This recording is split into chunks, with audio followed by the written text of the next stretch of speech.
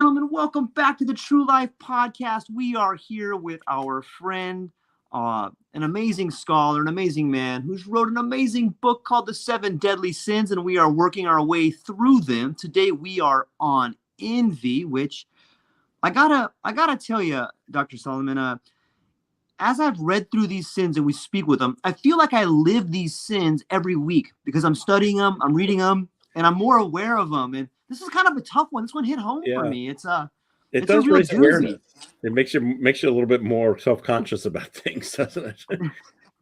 It really does. It really does. And especially this one, I felt that this one is something that kind of seeps into me, and I find myself, trying to be the best human I can. But sometimes you see other people and they have these things, and you look for reasons why you don't have them, and that's Right. probably the wrong path to go down. Yeah, I mean that's the problem, right? It's not a question of and envy really isn't about I want what that guy has. It's that I don't like that he has it and that I don't. It seems unfair. And so in this chapter, I talk a lot about the distinction between equality and equity. Right? Is really what we're talking about is we want equity. We don't really want equality. And envy becomes most often a question about justice. It doesn't seem fair that you have a nice car and I don't. And it's not necessarily the case that I want to take it from you. It's just that I am envious of the fact that you have it and I don't. Because, as I say, it just seems to be a question of fairness. And in the chapter, I mean, I start at the obvious place, which is the story of Cain and Abel, two brothers who, don't exactly have the relationship with God in the book of Genesis that is equal, to be sure. And when Abel is blessed by God, Cain becomes envious. We more often today say jealous, but it really is envy. And as a result, he kills his brother. But he's warned about it ahead of time. I mean, the text talks about sin crouching at the door. I mean, you have to be careful. You have to watch for that. And I mean, I opened the chapter with a story of hitting my own brother in the head with a block when we were young. And for probably for a similar reason of being envious. But in that case, as I say in the book, I received no punishment.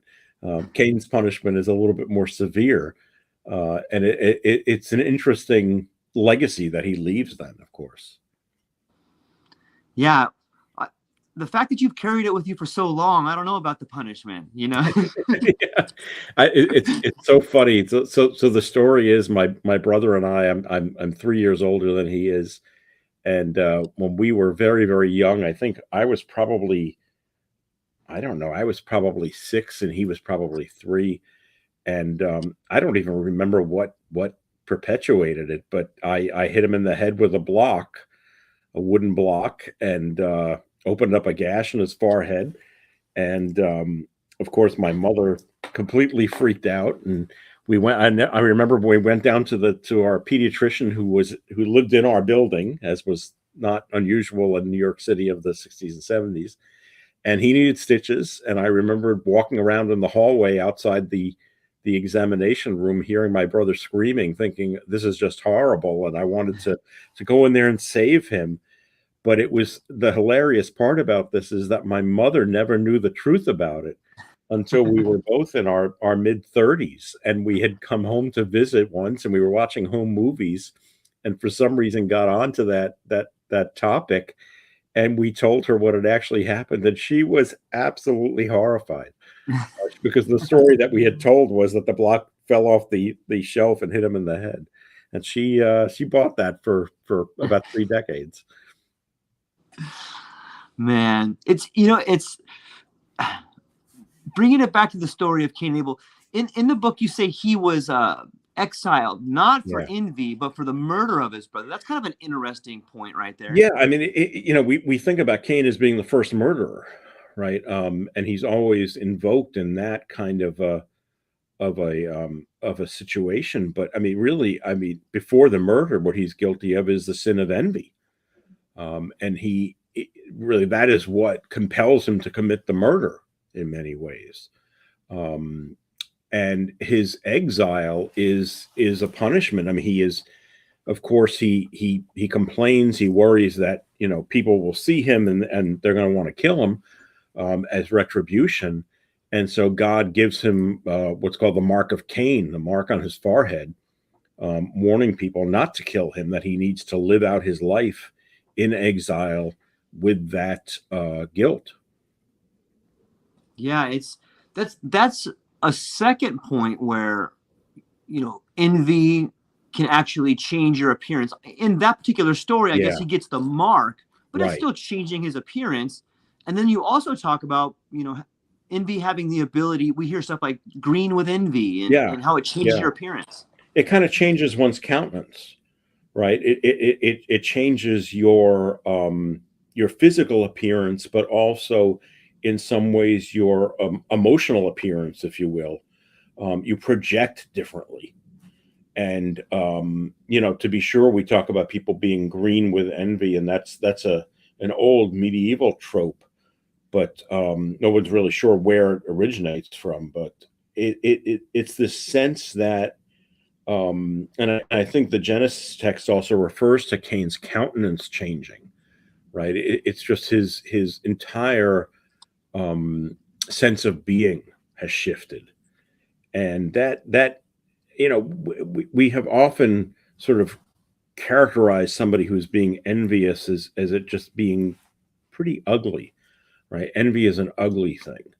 Um, and I think that we use that word as a euphemism, but it has some credibility because, of course, as you say, I mean, Cain's appearance does in fact change.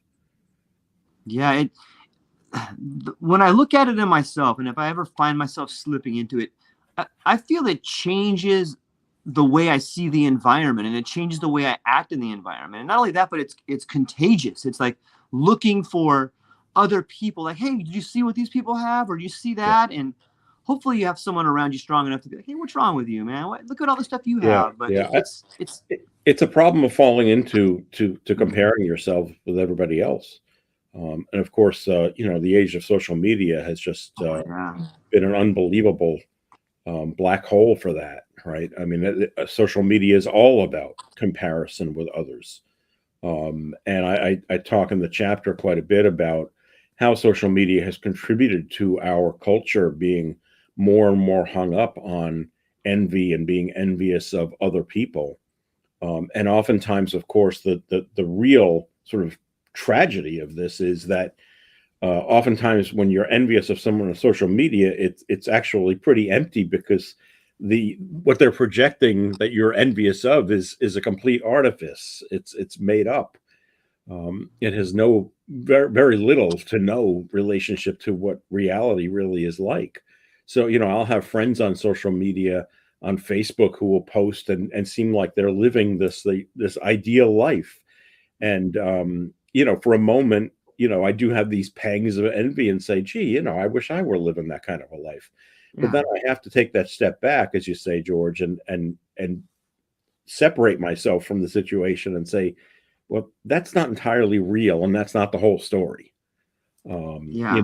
We can all project what we want online. There's that famous New Yorker cartoon from, oh my gosh, it must be the early 90s, late 80s, where the dog says no one knows you're a dog online. Look up any kind of persona that you want. Um, Yep. and a lot of people do that, right? They curate their persona for an online world. Yeah, like very few people go online and show like the sadness of their life, or the, hey, I don't get to spend any time with my child. Look at me just working all Yeah. the time, or And and if they it's do, it's almost as if that's a pendulum that swung too far to the other end, right? yep, And that's the sort of the woe is me yeah, sort of poster who does nothing but complain about their yeah, existence in the hopes of securing some sort of sympathy and empathy from others. It's I forget what the kids call it, but when you post these sort of open-ended, strange postings that are sort of just this really nebulous sort of thing, and it's like, what? Something's wrong? and they sort of want somebody to say, oh, what's wrong? Yeah. And maybe that's just, part of it is a characteristic of modern life, I guess, and the fact that people tend, especially after COVID, to be very lonely, and social media can really reinforce that loneliness and exaggerate it. And as a result, people feel the need to post these sort of, cryptic messages that evoke interaction from their friends online. Yeah, it's so sad in a way. It's almost like people are envious that people have real friends, or they're envious of relationships, or they're lacking relationships of some sort. Yeah, I mean, it's modern life is a tough thing, isn't it? It really is. And we can go back and say, oh well, everyone has always said that, right? That contemporary life is difficult. They probably said it in the 18th century, and they probably said it in the 4th century, because we always see the world through our own lens. But Right. it does seem that we are living in incredibly complicated times, and of course the irony of it is that we ourselves are really responsible for making it that complicated. Yeah.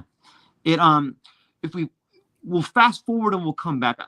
Sure. Jean, I'm gonna butcher her last name. Jean Bouliard. Is that how you say that? Oh, Jean Baudrillard. Jean Jean Baudrillard. Baudrillard. Yep. You read in your book about his Imagine 1981 treatise, the simulacra simulation, and that modern day society has become a simulation, an invitation to the real world, which I think ties nicely with social media that we're talking about. Can you explain Sure. that a little bit? Yeah, I mean, Baudrillard, brilliant French philosopher, and his theory of the simulation is essentially that our existence is a simulation. That he would argue that there's very little to our existence that is real in the true sense of the word. And when I talk about that with students, I always use the two easiest examples, which is we're sitting inside in a classroom with artificial light and artificial heat or air conditioning. That's a simulation. None of that is real. And so I think that certainly social media, what we once called virtual reality, although I guess that phrase is sort of falling out of favor, is completely a curated, constructed artifice.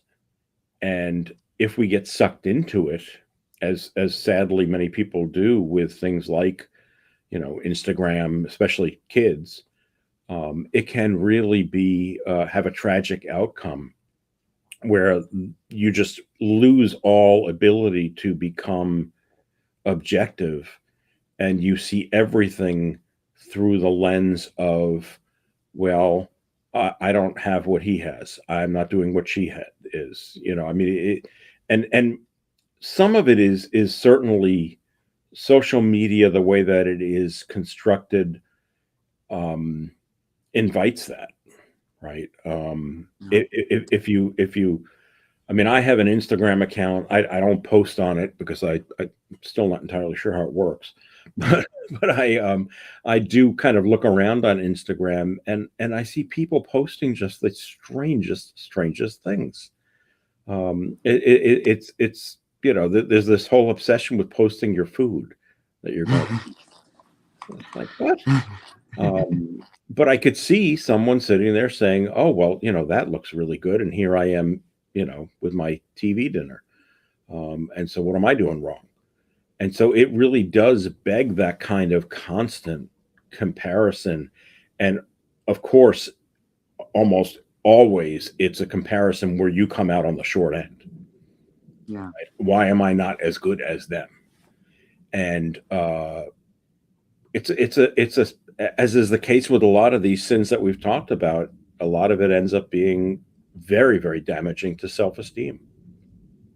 Yeah, it's true.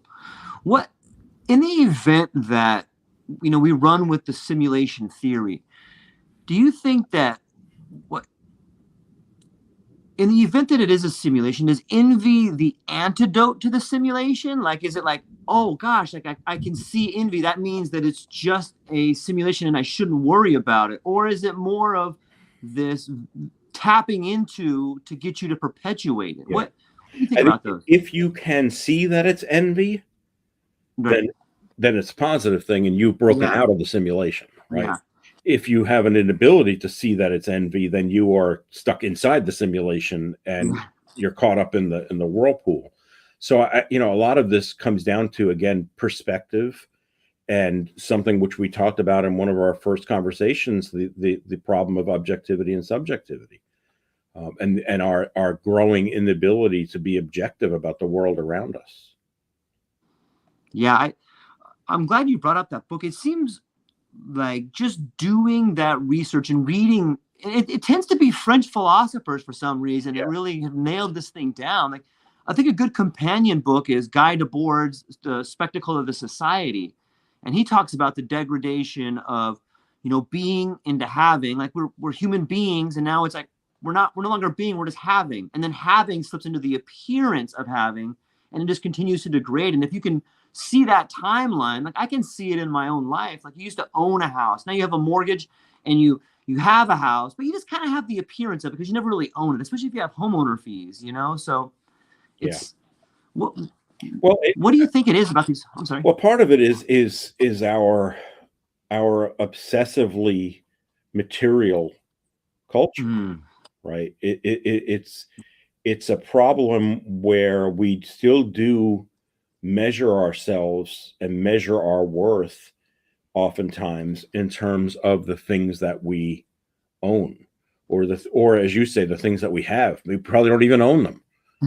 that's We right. have them, and that's a problem. It's an economic problem. It's a psychological problem. It really does just create a whole just milieu of people who are just obsessed with having and owning things. It's the supersized culture, right? Yeah. It can't be big enough. It can, give me bigger. I was talking about this with my wife the other day.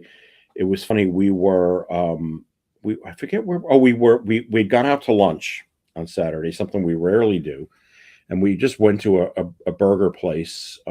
My wife is vegan and I'm vegetarian, and they have veggie burgers at this place, and we literally ordered veggie burgers, fries, and a soda, and it cost us $40.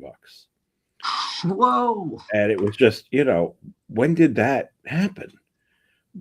And we, both became kind of nostalgic thinking about when we were kids and how much that would have cost. I mean, I very, very vividly remember going into a luncheonette one summer when I was probably about 10.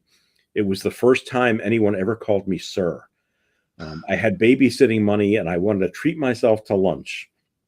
And it was a luncheonette, and it was a burger, fries, and a soda for $1.99. And man, it was good. But what happened that now it's $40 to go out and have a couple of burgers and fries? And I think that the economics of it is troubling. I can't say I understand it all. I'm not an economist. I've been trying to read and study more about what capitalism has really done to our culture, but it is difficult because it's very politically charged, those discussions, and so it's difficult to really sort out what's going on there. But George, you live in Hawaii. I'm sure your prices are much higher than my prices living here in Virginia, even when it wasn't COVID and a war in Ukraine. But so I don't know. I don't know what the solution is there. I don't know what the solution is. I think that part of the issue, as you mentioned earlier, is having that ability to be objective about it. So if you're not objective about envy, and I'll say this again, you're in the simulation. If you can be objective about it, then you're outside of the simulation looking in. Yeah. Let me let me ask you this question and bring it back in doing so. We've spoken about what we know today about envy, and that's social media, and that's seeing our lives change. Obviously, there wasn't social media back in the days of Cain and Abel in the biblical times. However, the rich awareness of it had to be stoked by something. What was it that people were envious of back then, or what inspired people to know how powerful of a sin this was back then? Yeah, well, I think in many ways people have always been envious of power, Mm, right? And so that's a great one. really what it comes down to it, even when we say being envious of, my neighbor's nice car, it's still a power issue because that means that he has the power to buy that car, and I don't. So a lot of it does come down to who has the power. Mm, And that was the issue in a lot of the preaching through the Middle Ages on this. And even as we get into the English Renaissance and a great poem like Milton's Paradise Lost, where I mean his Satan is a picture of envy when he first sees Adam and Eve in the garden. I love his first line. He says, "Oh hell." He sees them. He sees how much they love each other, and he's envious of that relationship that they have.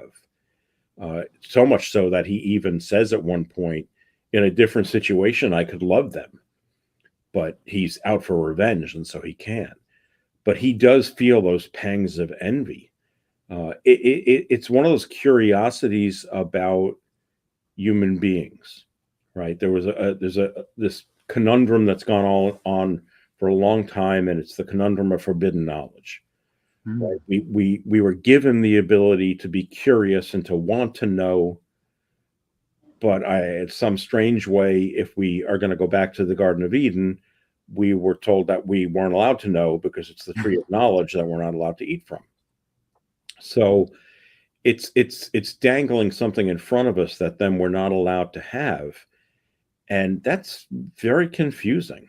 It's very confusing, and I think that for a lot of people, if they could figure out that the answer to that problem, they can lead a heck of a lot more um, just rich and fruitful life if they can understand that issue. I mean, I speak from experience because I've gone through it myself, right? I mean, this idea that, well, we have the ability to know, we were created to be curious, but we're not allowed to. That doesn't make any sense. And even Satan in Milton's Paradise Lost even notes that when he overhears them talking about the fact that they're not allowed to eat from that tree. Satan even says, I don't understand what could be so bad about knowing. They're not allowed to know, and really, that's what's driven us as a species for millennia, is this desire to know. I mean, even if you look at what's happened in the last few years, mapping the human genome, what an incredible thing. What an yeah. incredible thing. Only happened because we are incredibly curious and we want to know. Now, the problem that could come up, as some have suggested, is if we get to the point where we have answered all the questions, then what? What are we left with? And so, it's like when I teach Shakespeare and students say, "Oh, well, there's nothing more to say about Shakespeare. Everybody's already said it." We're like, well, if that were the case, we still wouldn't be talking about it. They'll ask a question about something that happens in a particular play, in a passage, and I'll say, well, there are several different takes on this. What do you think? And of course, the very logical folks in the crowd say, well, what's the answer? Right? There must be a right answer to this, and it's not a math problem. Uh, Human nature is not solvable in that way. But that's what makes it a joy to live, I guess. That's as you call your podcast, True Life, right? That's right. Yeah, it's amazing the mysteries that continue to unfold once we think they're solved. And the further we go along, the the further we go along, the more we realize we didn't know anything. you Right. know, Yeah. whether it's the Well, planets being in glass or the spheres or exactly. us being the center of the universe. There's always these Galileo moments where, like, oh gosh darn it, you know. Hmm. And I forgot who said it, but someone said science progresses the death of one professor, one scientist at a time, right? Yeah. But even if you go back to Socrates, I mean, right? I mean, Socrates said the one thing he was sure about is that he didn't know anything. Uh, and that's really that's a way of approaching this, and it's something which I particularly really love about Plato is that attitude about knowledge, that it's something that we don't really know anything. And you can go, I mean, you mentioned Galileo. I mean, you can go to somebody like Descartes, right? Yeah. Descartes, who has to start all the way at the beginning. I think, therefore I am. Right? That's where he says, I don't understand anything in the universe. I got to start from scratch here.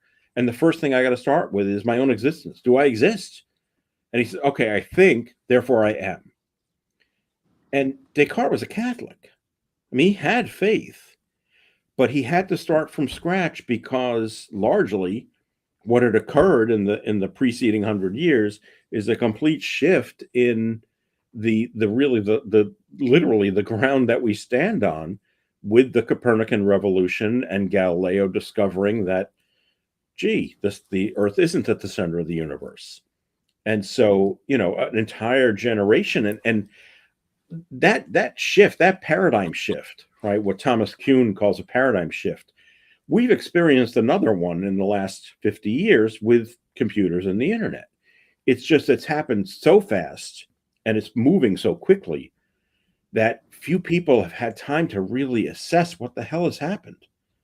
Whereas in the 16th and 17th century, things are moving slower, right? I mean, Tilliard, the great scholar, called it the Elizabethan world picture, right? That the world picture had shifted. The entire attitude about the way the universe works had shifted from the Earth is at the center to the sun is at the center and the Earth just revolves around it. Oh my God, that's just unbelievable. And we've experienced shifts like that as well today. It's just everything happens so quick. We barely have time to digest one thing before the next thing's coming along. I saw an ad this morning, first time I've seen this ad, and it's being run by, I think it was being run by yes, it was a political ad because they wanted you to write to Congress, and it was opposing self-driving cars. And it was this cavalcade of video from inside Teslas, self-driving Teslas, of them either getting into accidents or nearly getting into accidents. And it was this one after another. There must have been 10 of them. And then it was this, write to your congressman and tell them to, outlaw this. And I use that example a lot with my students and say, we've got self-driving cars.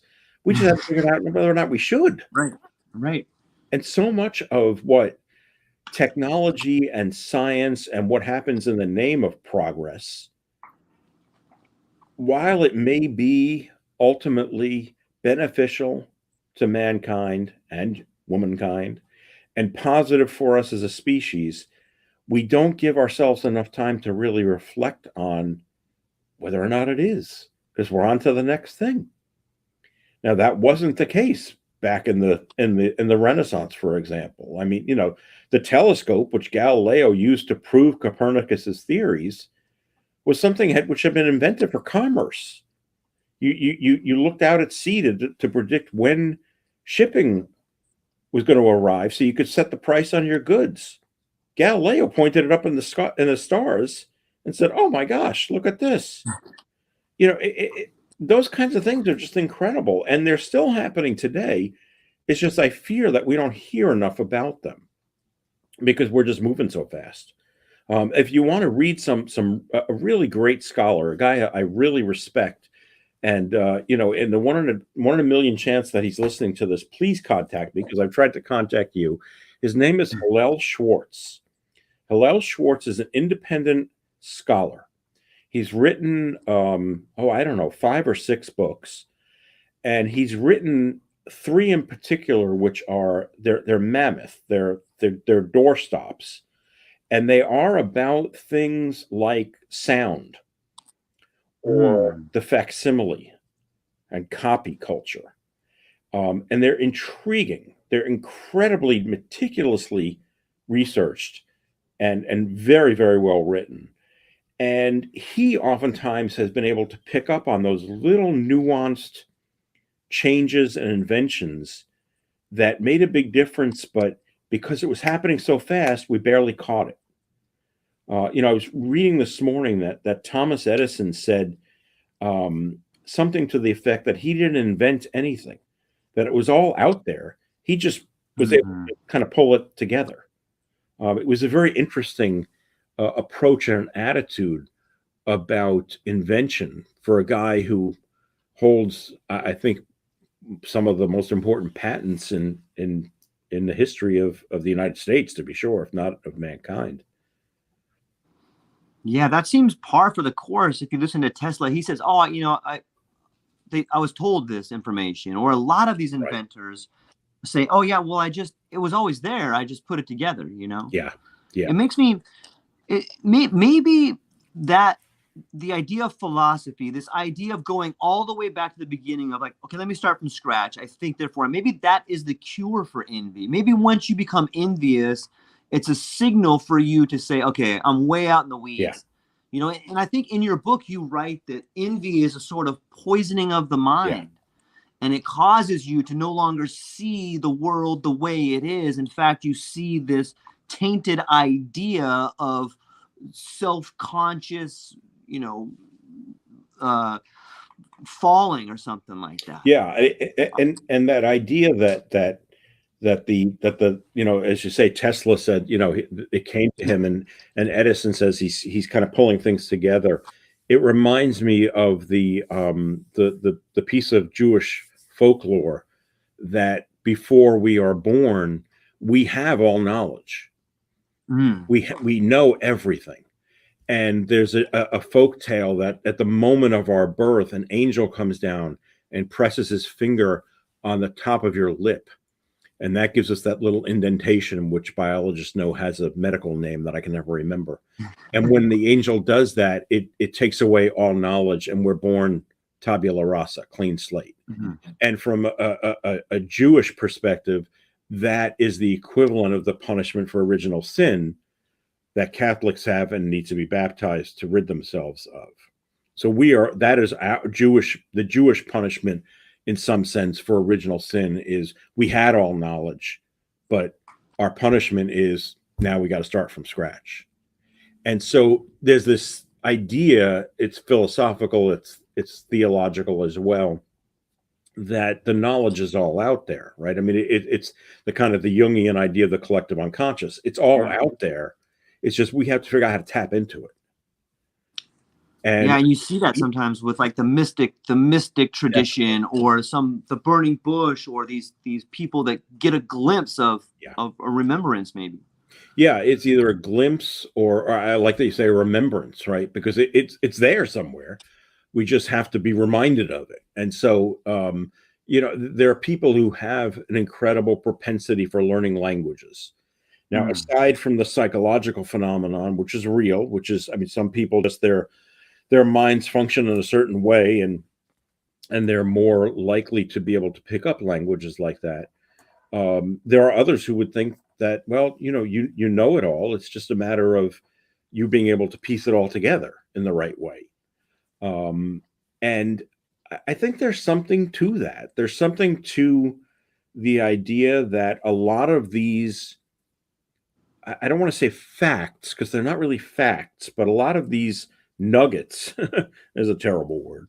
A lot of these nuggets they're back there in our collective unconscious, and it's our job as human beings on that journey, on the journey to individuation, to piece together the pieces of the puzzle. And sometimes the pieces don't fit, and sometimes the pieces make a really ugly part of the puzzle, but we still have to deal with that because it's all part of the big picture. And without that, and without our desire to put the puzzle together, not to belabor the metaphor, I mean, then what have we got? We've got this disconnected kind of existence, which is just a bunch of pieces sitting out on the table, and we can't really figure out it's the age old question of why am I here? What's my purpose? And we would be probably would be a good place to start with somebody like Descartes and say, well, I think, therefore I am. Right? We are thinking human beings, and some of us use that ability to a greater extent than others, and some of us are more curious than others. And I think that's what makes the world go round. Yeah, it's interesting too. When you look at it from that angle, it seems to me, while language is our greatest gift, it seems so inadequate. It's so difficult to thoroughly explain to someone exactly what you're seeing or you're feeling. Sure. And, interpretation means God, I always mess this one up. It's when you interpret something, I can't think of the word. But yeah, the way the language may be one reason why we envy people, because we don't understand why they have things. We just know that we don't have it. And so you can't explain it. There's no linguistic pathway. And so then you become this irrational thinker, this irrational way at looking at life, which just it sends you down like the wrong rabbit hole. And then we get back to you make a great point about equality evokes envy. Yeah. What do you mean by that? Well, if we really want equality is not really what we want. We want equity. So equality is everybody has the same stuff, right? Everybody has the same thing. Everybody has access to the same exact thing. And that's not really what we want, because that doesn't allow for any kind of merit.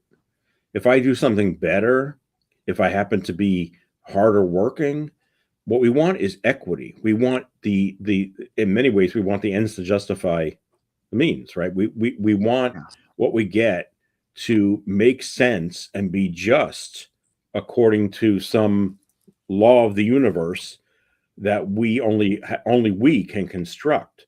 Now, for many people, that law is constructed for them, right, in various forms of organized religion and codes. But for more and more people today, it is a law which we construct ourselves, and it's almost made up. It's almost a smorgasbord of the different religious traditions, right?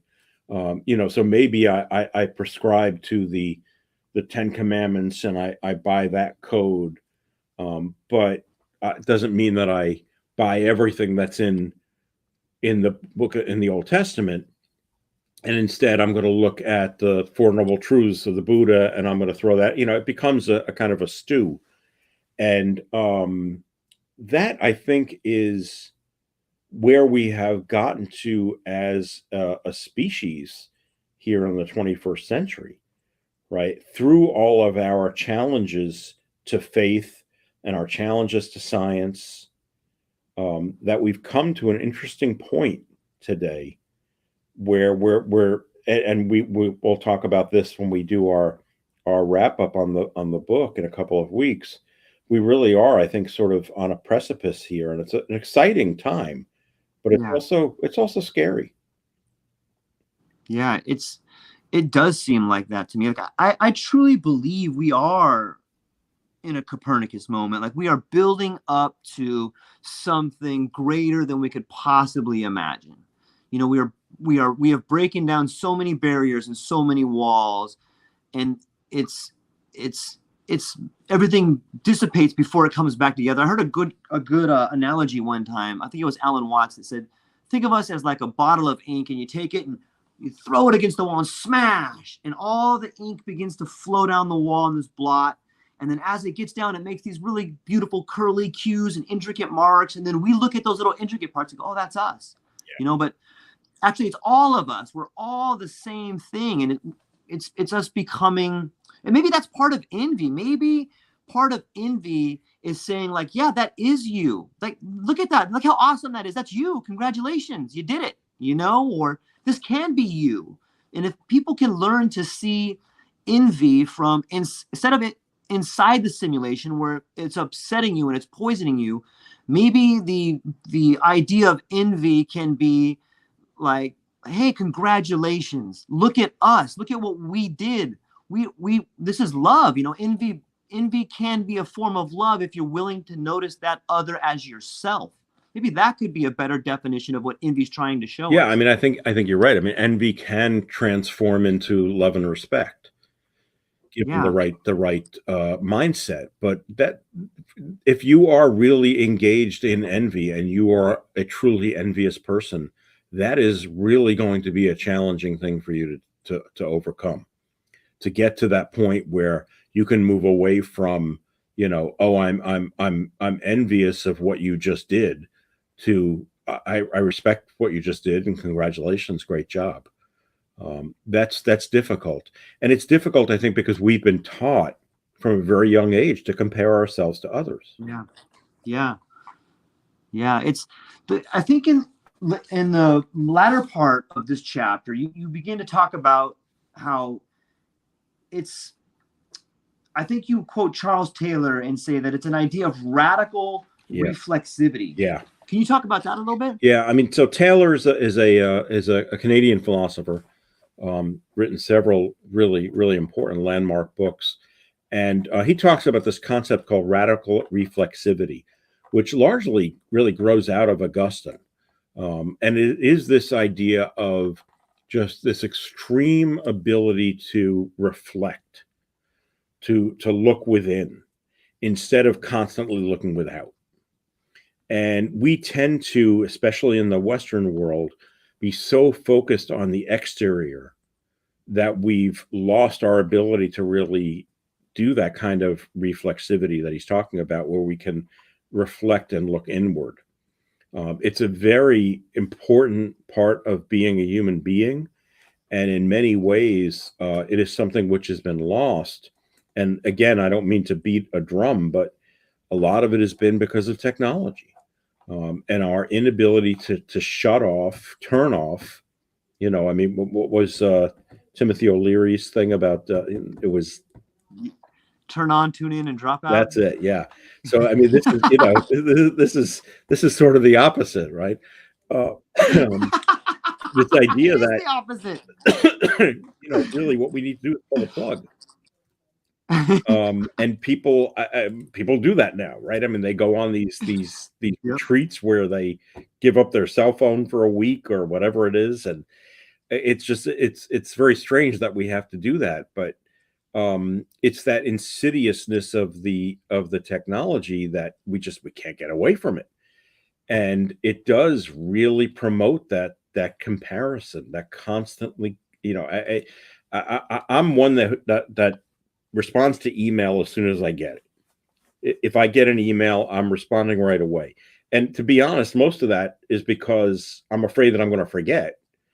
And because I get so much email that it's going to go down into my inbox and I will forget. And so people always say, oh, you're very quick about responding. And that will set up a comparison. I'll say, oh, well, I don't respond. I'm really bad about doing that. It's like, but why does there have to be that constant comparison? And one isn't necessarily good, right? I'm not proud of the fact that I respond to the email. I don't think it's always necessarily a good thing.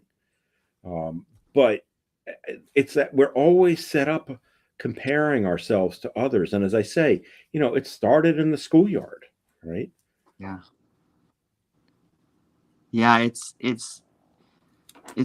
appears to be a system of self-worth in a sad sort of way. Yeah. Yeah, it really is. And then we just reinforce it as kids grow up with our obsession with standardized testing. And well, you're in the accelerated group, and then we do class rankings. I mean, it goes right up the ladder here. And I think the thing is, we want to recognize excellence, we want to appreciate it, as you said earlier, we want to love it, we want to respect it, but we can do that and not set it up so that, oh, you're better than him. Yeah. It shouldn't be always that, well, let's look at the two of you together and you're really a lot better than this other guy. Um, and I don't know how we get away from that. I mean, I guess part of it is we have to be that way in some sense. I mean, you think about it, when you interview people for a job, they all want the job. One person is going to get it because one person is the better candidate for whatever reason, arbitrary or not. But it can be really troubling because it can promote a society in which there's a lot of resentment. Yeah. Yeah, you're right about that. That, envy can turn into resentment, and resentment is just this. It's like Festers. terminal cancer. Yeah. It's like a festering wound. When Yeah. it gets to that point, it is very, very difficult to rid yourself of. I mean, we can be envious we can do envy light, if you will, and then if it gets really serious, it becomes resentment, and resentment is almost visceral. I mean, even when you say the word, it sounds visceral. Resentment.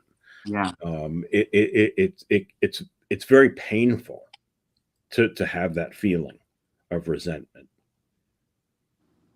Do you think the resentment is like part of you dying almost? Like it's like you've lost part of you when you become resentful. And then all of a sudden it's not the thing that you were envious or resentful of. It's that you don't have this thing inside of you anymore.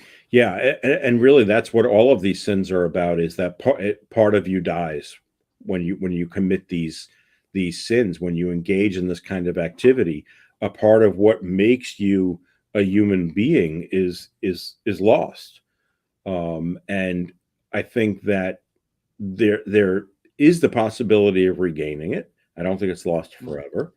There is redemption in a both in a religious and a secular sense, but it does make us a little bit less human, and that really is what the early writers on these sins, people like Evagrius Ponticus and Gregory the Great, that's what they keep coming back to over and over again, is engaging in this kind of activity makes you less human, which then, of course, begs the ultimate question of what is it to be human? It's amazing the wisdom that those who came before us had. This is some really deep thinking on a really long timeline. And, regardless of whether or not people are religious, or if they have a faith of monotheism or pantheism or whatever faith they have, to take time to think about these particular areas, these sins that we call them. It's so amazing to me that people had the ability to think this stuff through, and to, like, in one person's lifetime, it's very difficult to come to the ideas that these people have had. It's been thought about for so long, and they're so true. It's like this owner's manual, and and like you said, it's always changing. Like, just like Shakespeare, you can look at these sins and see them through the filter of George Monty or the filter of David Salomon, and they're like an Instagram filter, since we're talking about that kind of stuff. And it's maybe one thing is for us to do what we're doing and give people our interpretation so they could take a piece of that and use it that way. It's just amazing to me how much power they have. Yeah, I mean, I think it's important for us to discuss this and give our different takes.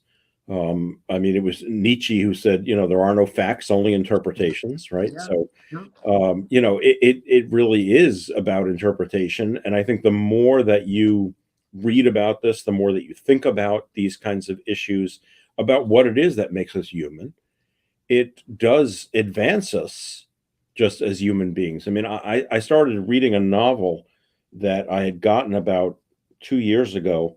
I had read somewhere something of Paul Valéry's writings, that his favorite novel was this book called Against Nature. It was written by a French writer in the 19th century. I'd never heard of the guy. I'd never heard of the book. And I ordered a copy of it, and it's been sitting on my shelf. And I finally pulled it down the other day and started reading it because I wanted to see what he thought. I mean, this was his favorite book. What was just so brilliant in here? And I'm only about 30 pages in, but I can already start to see it. But the issues that come up, I mean, it's a very heavily philosophical book, for lack of another way of putting it. It is a book about ideas. It is not a book about action. This is not Harry Potter. It is a book about ideas. I mean, there's 4 pages about color, but it's brilliant stuff. And it really is being inside a fictitious character, in this case, a fictitious character's mind. And all that comes with that is both good and bad. There are aspects of him that have already surfaced in the first 30 pages that are despicable. But there are aspects of us that are not very likable. And oftentimes we just don't like to deal with it. It is, again, going back to Jung, it's looking at that shadow self and reconciling one with it in order to come out the other end. So I think that constant quest, right? Life as a quest, life is a journey and a quest. And this again is, Joseph Campbell, right? Pure Joseph Campbell. Love it. Definitely. So, incredibly Arthurian, right? The question of the Holy Grail. But I mean, this idea of life as a quest, that we are all looking for something, and it's probably different for each one of us, and we might not even be able to articulate exactly what it is, but we probably don't stop looking for it. And in fact, and maybe this is the tragedy of existence, we're probably not going to find it. We may get glimpses, a la the mystic, but actually hold it in the palm of our hand for any extended period of time, probably not going to happen. But that doesn't mean the quest isn't worth going on. Arthur's knights pretty much knew, most of them, we ain't finding the Holy Grail. We don't even know where it is in most cases. Right. It's this, but that doesn't mean that we shouldn't be looking. We shouldn't be searching. And in some ways it's existentialism. It's this looking at our existence and what it means to exist, which is one of the things that I like so much about somebody like Jean-Paul Sartre, and really looking at those questions about what does it mean to be? What does it mean to exist? And then when you go to somebody like Samuel Beckett and Waiting for Godot, it too is about that same question. What does it mean to exist? They're waiting for a character named Godot. They wait. He doesn't come. The play ends. That's existence. We are constantly waiting, and maybe that thing never arrives, and then our lives end. And so how do we reconcile all of that with our existence to justify our existence? Because I think that's what a lot of us are trying to do, and to make our lives worth living and worth being around for other people. Yeah, I'm leaning towards the great Don Quixote for my idea of what existence is. Like, I've just decided, you know what? That is a dragon, and I am going to slay it. You know what? Why not? Why Even not as the windmill embrace- blades smack you in the head.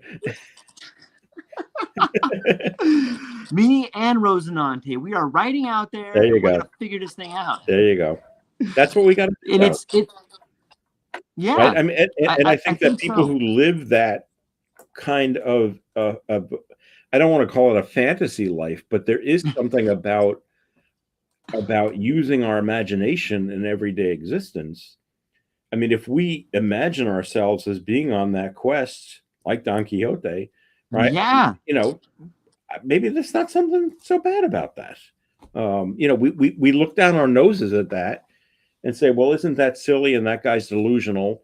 But some of the craziest people in history have been geniuses, right?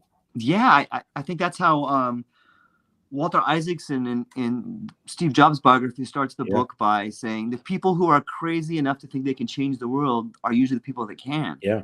And Isaacson has made that point clear in his books on Einstein, his books on Da Vinci, right? It's the same thing. Yeah. And in some ways, you know, when we look about envy or these ideas, that sometimes if you can break the simulation, you can see the absurdity of it. Like, if you watch the Kardashians, like, these people have fake everything. Like, what? This is so absurd. But some people are so enamored by it, like, oh, whoa, and they or the Real Housewives, you know. And I remember was watching the Real Housewives with my wife one time, and it was this old episode where, you know, the guy ended up committing suicide and he was abusive. And it's like, what are we watching? I can't watch this. This is ridiculous. This is horrible. Yeah.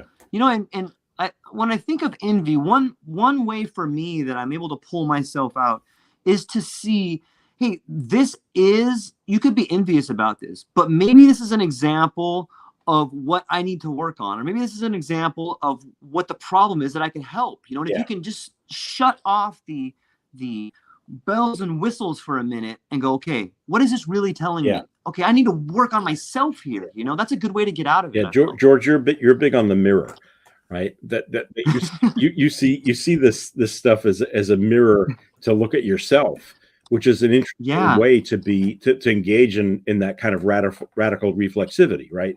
To really kind of use those experiences and say, well, what does that mean, and what does that say about me? And I think that's an admirable thing to do. I think sadly enough people don't do it.